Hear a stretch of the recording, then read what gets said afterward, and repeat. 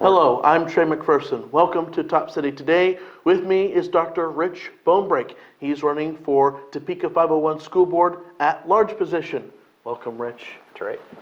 Welcome to the show. Good evening. Tell us about yourself. I am a retired physician. I've been in Topeka for 40 years, practiced for 38, delivered over 10,000 babies, and I have it under very good authority that they are all above average.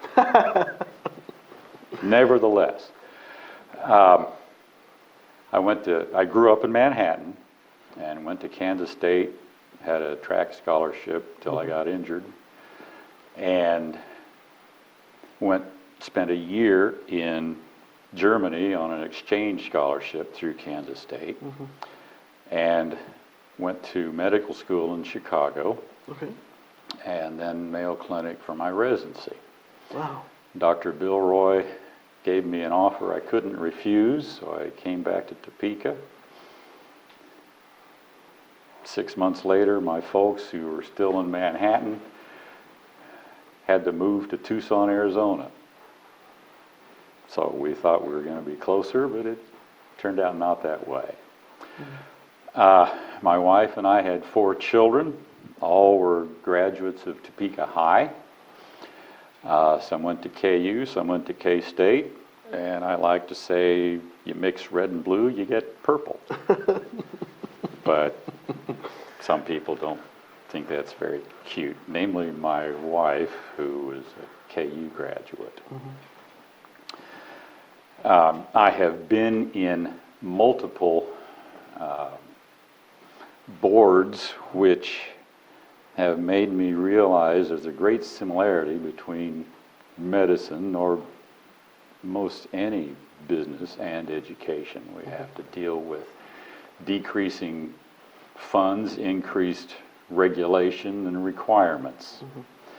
I was on the Kansas Peer Review Organization board for over 21 years. I was on the Stormont Vale board for 11. I was past president of medical staff at Stormont and Shawnee County Medical Society president.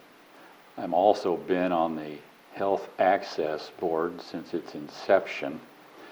It's the community care for indigent people that incomes are between welfare and qualifying for insurance, so they fall in the gaps, which perhaps the Medicare expansion may fix. Nevertheless, when we were in kindergarten, we learned that rules don't change till the game's over. Well, in medicine and education, rules change all the time, unfortunately. And we're constantly having to do more with less. The state and federal governments continue to give us more monies education-wise, but also more responsibilities. We can get in diverge, like school lunch programs. It's not all summer. Some areas only 2 weeks, some 4, some 6, but none of them all summer. Right. So then there's makeup and have to catch up. So in retirement, it's nice to have things to do, but nice not to have to do things. And I'm running for school board. Basically, 2 people influenced me. Patrick Woods, through his editorial in May, convinced me that that's something I should do, because Martin Luther King Jr. once said, life's most persistent and urgent question is, what are you doing for others? My stepdaughter has a PhD in STEM education. She was in Denver for 2 years, and in 1 year, she had over 110 children who were at least 4 years behind their peers. She caught them up to her peers. Now they went from about 7:30 in the morning to 5 o'clock at night, and also on Saturdays. Whew. But she caught them up. So that's the two reasons how I got inspired to do this, because I see there's a significant gap. I've always wondered why there were over 1,000 freshmen at Topeka High and only 300 plus graduates. I've been told they transfer out. Well, where do they transfer? Right. And the other schools don't have more seniors than they did freshmen. And it seems there's probably a great dropout, and why are they dropping out? Which is going to be one of the questions I want to answer is, Well, we're getting a bit ahead of that. Why- You even yeah. got my question about why you're running for school board, okay, and that's great. snuck that in. And that's great that your family has this. So your family has this wide tradition of education, then. So that's brilliant. That's a good thing. So I hope so. let's get into the meat and potatoes of running for office, which is the issues. And so I've been asking our candidates, what are the top 3 issues that when elected, you're going to work on at the school board for our kids? Well, the issues of student achievement, teacher compensation, and follow-up of our students. Those, as I see, as the 3. Number 1, getting the students so they all have successful careers. So they're looking up at the stars and not down at the ground. Right. They need to know that they all have potential in this country. And it takes a good education for a democracy to work. And I just feel that too many kids are not seeing that they have the world at their feet, or the stars, one or the other. But they have this great potential. It doesn't matter if they're male, female, Latin, Caucasian, black, it doesn't matter. They have this potential. And how can we see that they can all achieve their potential? There's a professor at Stanford, Claude Steele. He's written a book, Whistling Vivaldi. And I don't know anybody that can actually whistle Vivaldi, but maybe he can. The Four Seasons, I couldn't whistle that to save my life, probably. Nevertheless, the greatest reason for underachievement is stereotype and individual fear. He noted, he's black. When he was 7, he realized he was different. He and his friends could only go to their local swimming pool on Wednesday afternoons. That's the only time they were allowed in the pool. They were only allowed at the skating rink Thursday evenings. Said, well, why? Why am I different? The only way I can tell I'm different is my skin color. And he's resulted in doing some of the most social psychology studies in America. And I was impressed by his book. In part of his education, he was walking down streets at night alone, and he noticed white couples would cross the street to get to the other side from him. But when he whistled Vivaldi, they'd meet, greet, have a conversation. Wow.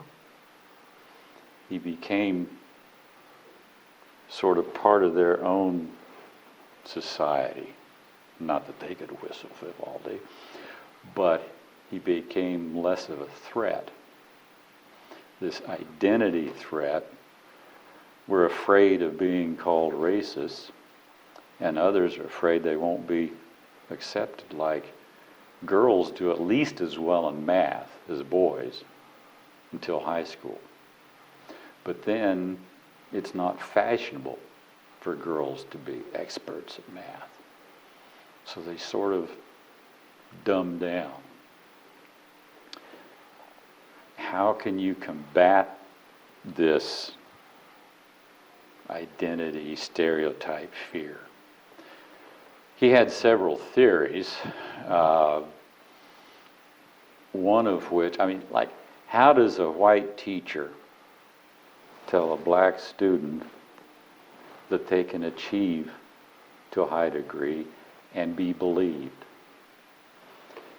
Well, he felt one way, and he'd proven it with tests, that you give students 15 minutes to write down their 3 most admirable qualities. He had a control group that write down 2 or 3 of your least admirable qualities, and then write a paragraph or 2 on each one of those. They found that the grades increased in those who were talking about their admirable qualities. And those that discussed their least admirable traits, their grades continued to deteriorate. And so really, this gentleman even kind of proved that powerful thoughts are, much more effective than negative thoughts. And so that means in our kids, it's the same way. Yeah, affirm that they can achieve, that you are capable of outstanding work, and prove it. Now, I've been told by some teachers, well, how do you go by a student's desk and notice, boy, your handwriting is really improved, and then you walk by 20 other students and they're sitting there, Mrs. Smith didn't say anything about my handwriting. So the poor teachers, my wife has had so many jobs. She retired from a district court position. She was director of the Board of Tax Appeals. She was a banker, a practical lawyer, and she taught for 2 years at Capital City. She said that was the toughest, most difficult, most straining job she'd ever had. Wow.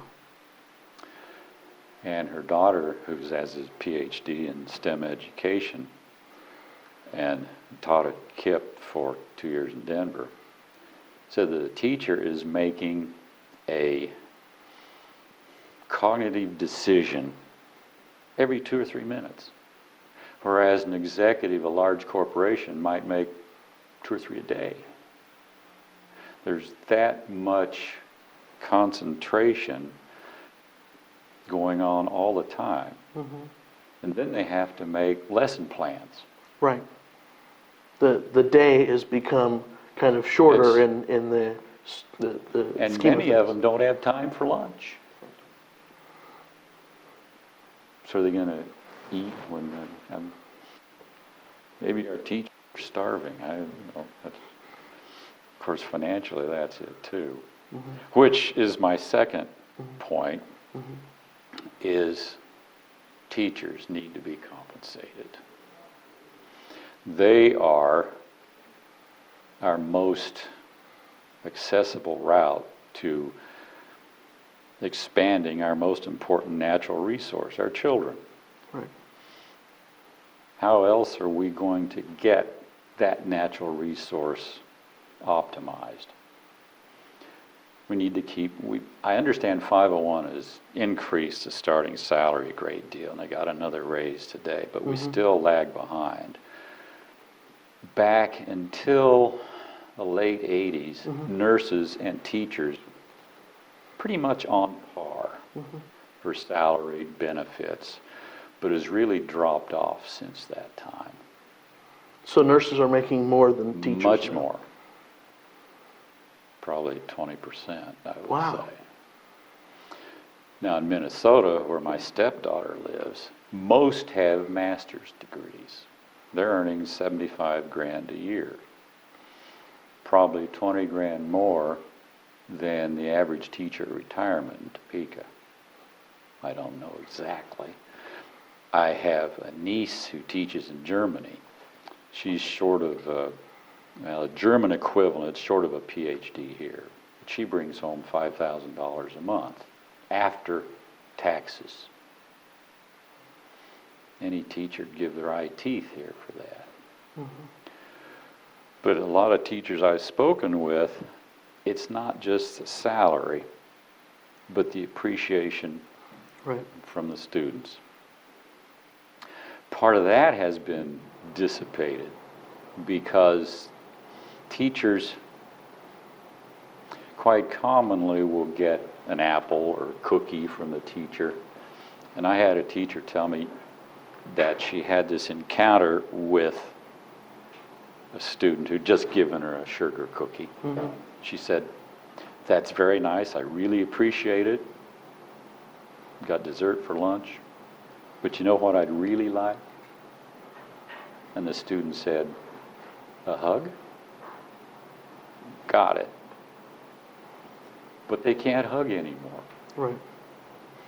A teacher expresses her love for the subject and expresses a love to the student, that love being put the other person first.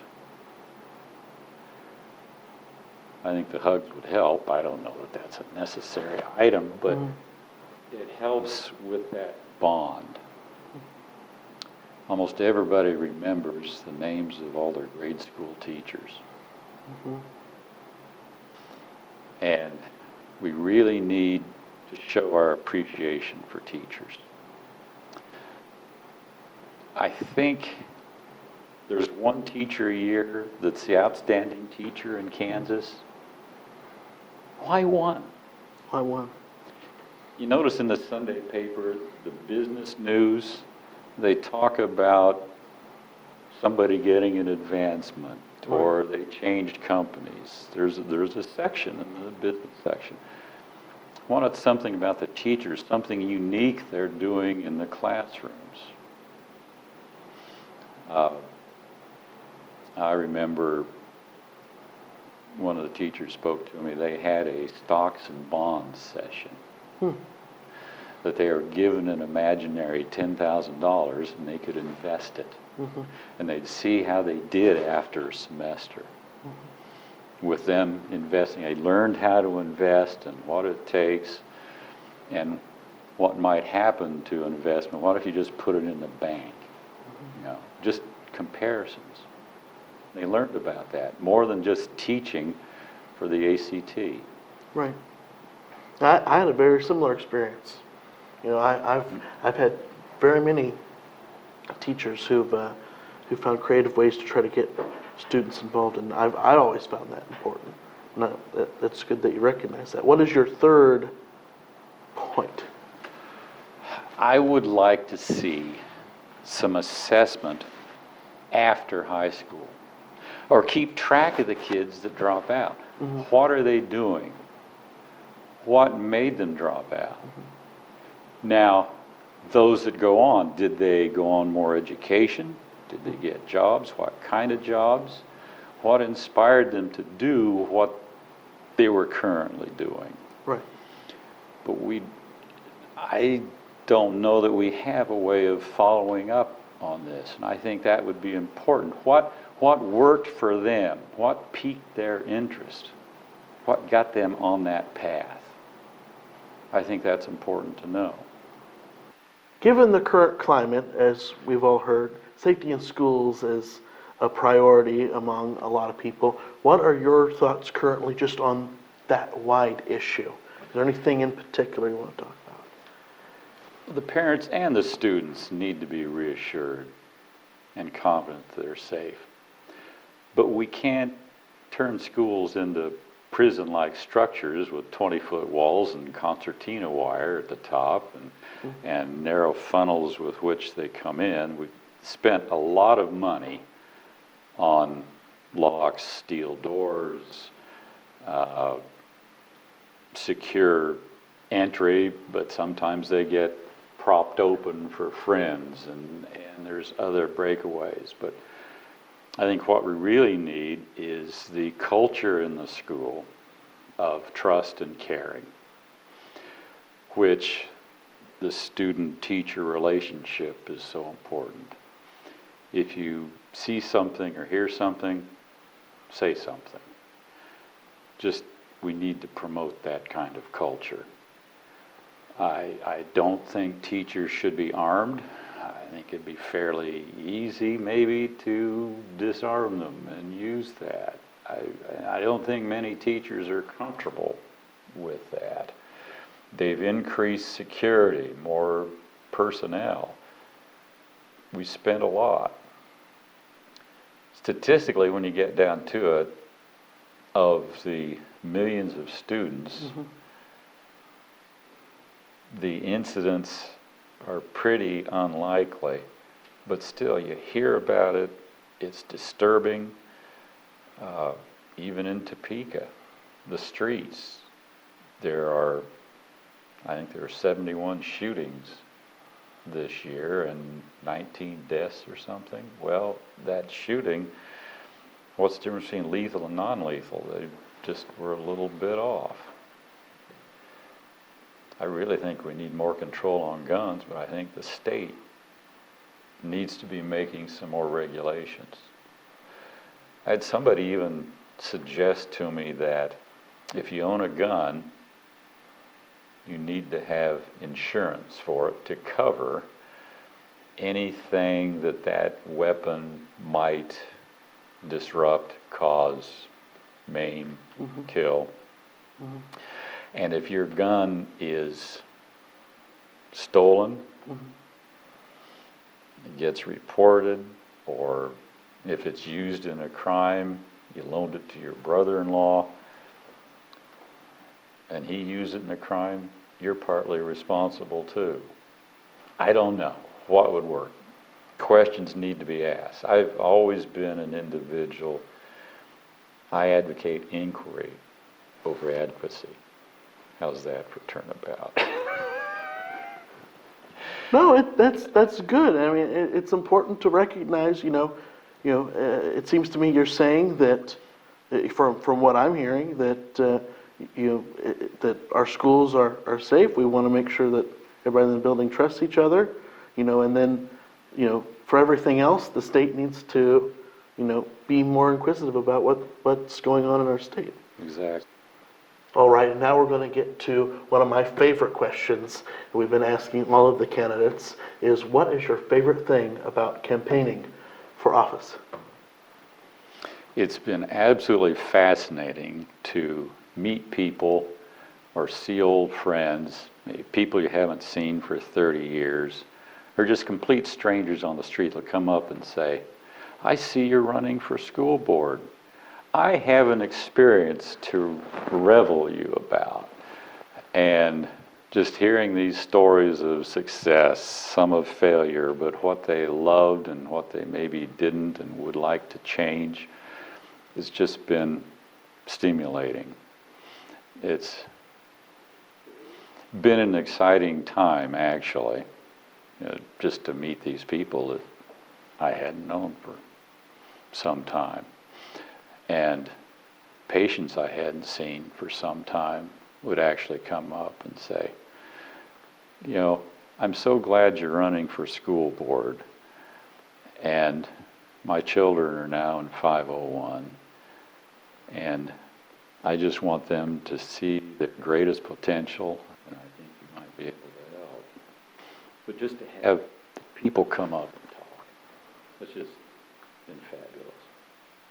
All right. Well, Rich, thank you very much for coming on the program today. I appreciate your answers, very well thought out. And thank you for watching Top City Today.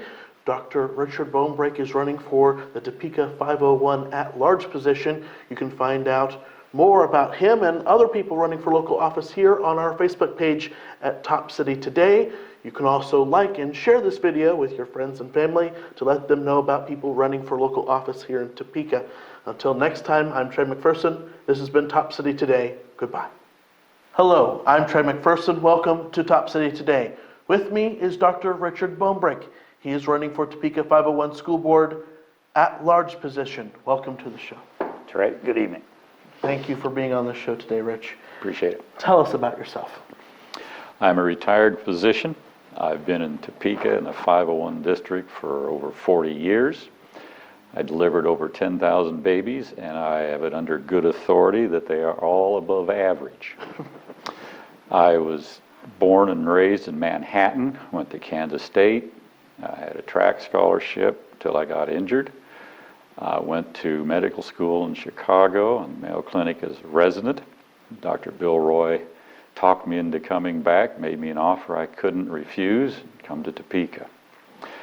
I have 4 children that all were graduated from Topeka High, and they've all gone on to get their degrees at KU, K-State.